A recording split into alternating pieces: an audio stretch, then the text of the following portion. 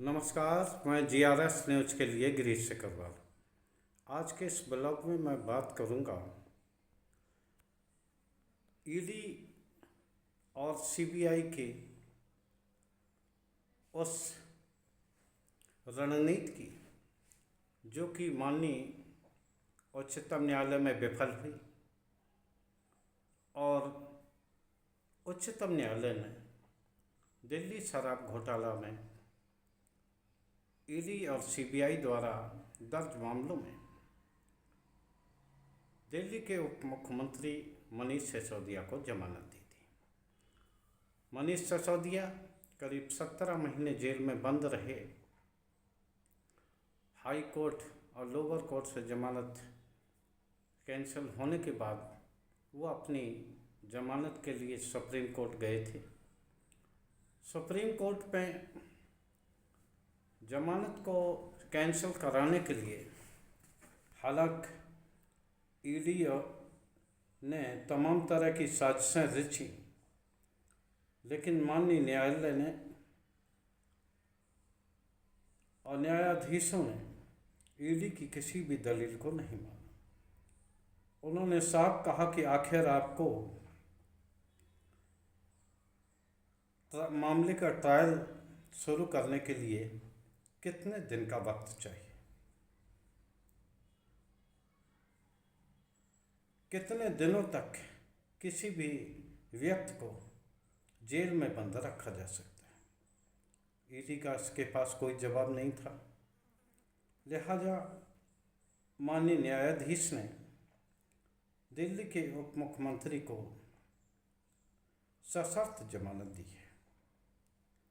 वो सशर्त जमानत की क्या शर्तें हैं, उसको देखकर ऐसा महसूस होता है कि माननीय न्यायालय के जिस निर्णय की हमने तारीफ की कि उन्होंने कम से कम दिल्ली के उप मुख्यमंत्री को ईडी और सीबीआई के कुचक्र से बचाया, वहीं इस बात के लिए भी सवालिया निशान लगाते हैं कि क्या मनीष सिसोदिया अपराधी हैं या ऐसे हार्डकोर अपराधी हैं कि जिन्हें जमानत दिए जाने पर उनकी हाजिरी संबंधित थाने में ज़रूरी होगी।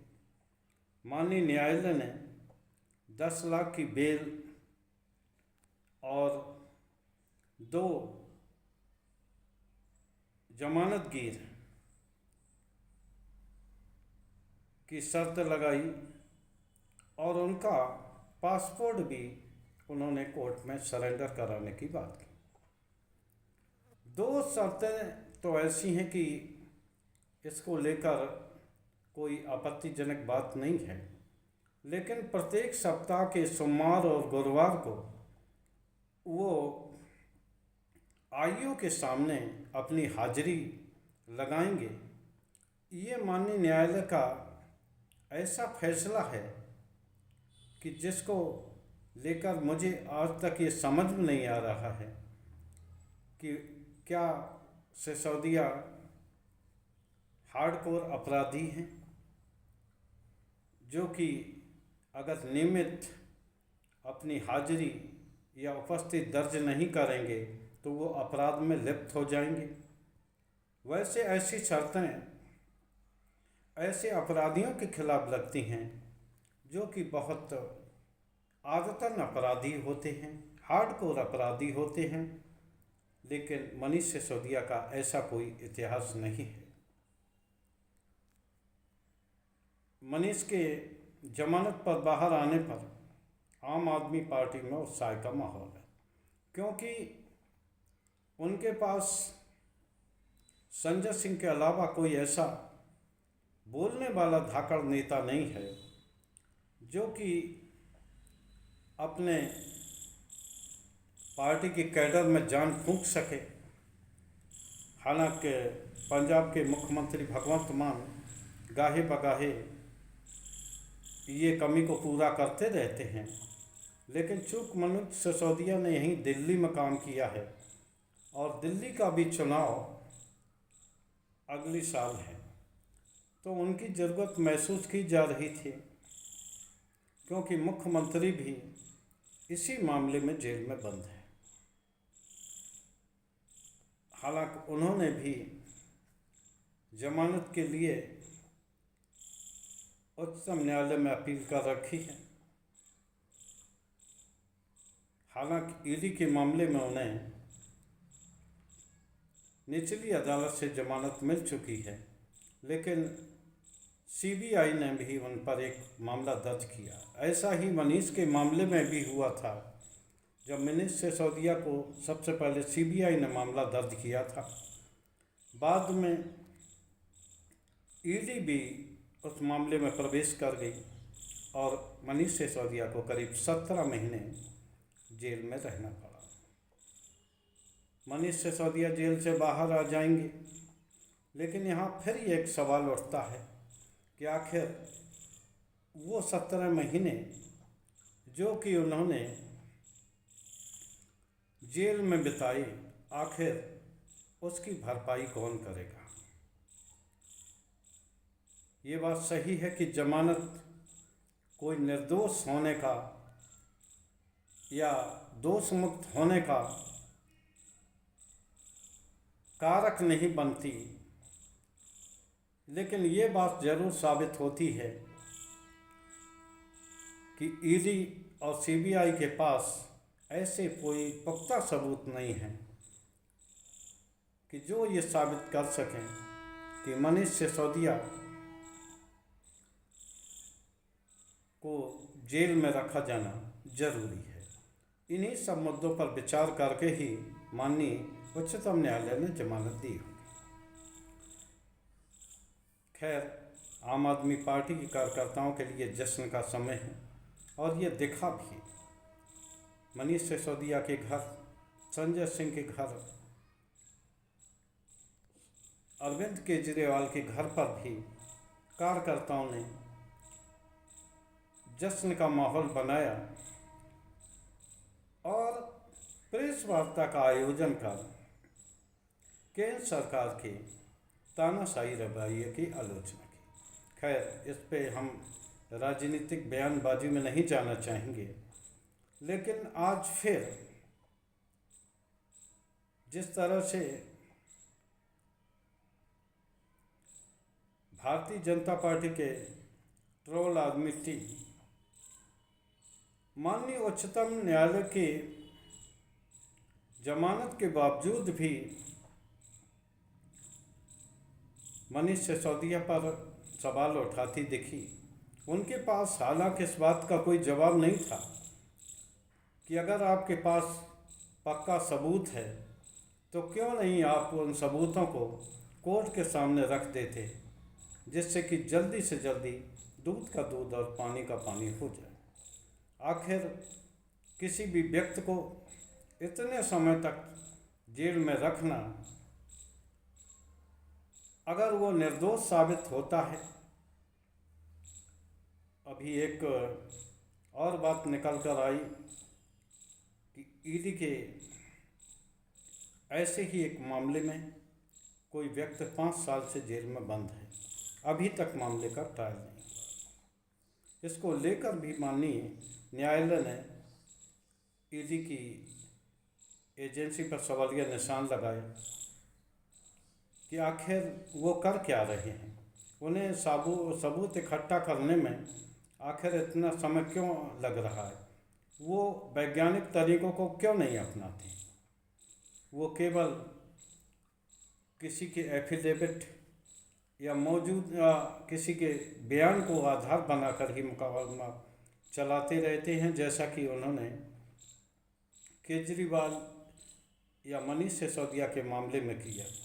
पहले वो शराब घोटाले के लिए दूसरे को किंगपिन बताते रहे, जब उनसे पैसे की वसूली हो गई, जब उन्होंने भारतीय जनता पार्टी को कथित तौर पर 60 करोड़ का चंदा दे दिया, तो वो किंगपिन नहीं रहे और उनको जमानत भी मिल गई। खैर, एक और समाचार निकल कर आया कि ईडी के ही एक सहायक निदेशक को संदीप सिंह यादव नाम के, उनको 20 लाख की रिश्वत लेते समय सीबीआई ने रंगे हाथों गिरफ्तार कर लिया। वो एक उद्योगपति से एक मुकदमे में सेटलमेंट के नाम पर ये रिश्वत ले रहे थे। तो आखिर जिस ईडी का रिकॉर्ड इतना खराब है कि वो महीनों सालों तक न सबूत इकट्ठा कर पाती है और न मामले को न्यायालय के स्तर पर ले जा पाती है, आखिर उस व्यक्ति को कब तक जेल में बंद रखा जा सकता है? इन्हीं सभी मुद्दों पर गौर करने के बाद न्यायालय ने सरकारी वकीलों से ये सवाल पूछा कि आखिर आपको सबूत इकट्ठा करने के लिए कितना समय चाहिए, आप ट्रायल क्यों नहीं करवा पा रहे? ये कुछ ऐसी बातें थीं जिनको लेकर ईडी और सीबीआई पर सवालिया निशान लगाए। न्यायाधीश गवई के सवालों के जवाब में ईडी और सीबीआई के वकीलों के पास कोई जवाब नहीं था, लिहाजा मनीष सिसोदिया को जमानत मिल गई।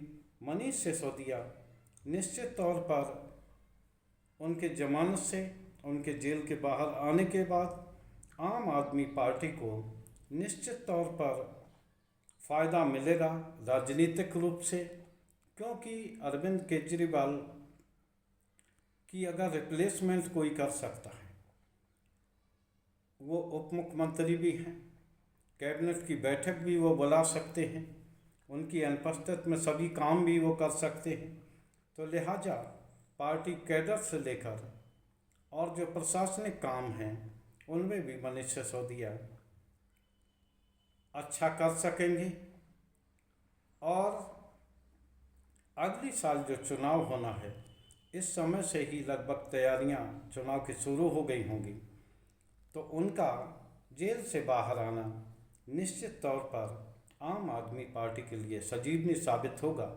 लेकिन फिर वही प्रश्न जो मैंने पूछा, क्या मनीष सिसोदिया हार्डकोर अपराधी हैं जो उन्हें प्रत्येक सप्ताह थाने में पुलिस अधिकारी के सामने अपनी उपस्थिति दर्ज करानी होगी? ये एक ऐसा सवाल है जो कि मेरे और अन्य तमाम लोगों के मन में मथ रहा है। अपराधियों तक को जिन्हें आपने दिल्ली शराब घोटाले में कैंपिंग बनाकर उन्हें पकड़ा था, बाद में उन्हें जमानत दे दी, उनकी जमानत के बाद भी आपने इस तरह की शर्तें नहीं लगाई जो कि एक भले राजनीतिक दिल्ली के उप मुख्यमंत्री मनीष सिसोदिया के मामले में लगाई हैं। आखिर इस शर्त का क्या मतलब निकाला जाए? क्या मनीष सिसोदिया को वास्तव में एक अपराधी की तरह ट्रीट किया जा रहा है? खैर, अदालत इस मामले में निर्णय ले चुकी है और चूँकि मनीष सिसोदिया अब जेल से बाहर आ ही जाएंगे, निश्चित तौर पर पार्टी को उससे फ़ायदा मिलेगा, ये बात तय है। क्योंकि हरियाणा में भी अभी हाल में ही चुनाव है, हरियाणा में भी आम आदमी पार्टी मजबूती से चुनाव लड़ने वाली है, तो पार्टी रणनीतिकारों को फ़ायदा होगा, पार्टी कैडर में उत्साह आएगा और निश्चित तौर पर जो पार्टी में केजरीवाल के जेल जाने के बाद निराशा आम लोगों में आई थी, उसको भी दूर करने में मनीष सिसोदिया सक्षम साबित होंगे। आज के ब्लॉग में बस इतना ही। जय हिंद, जय भारत।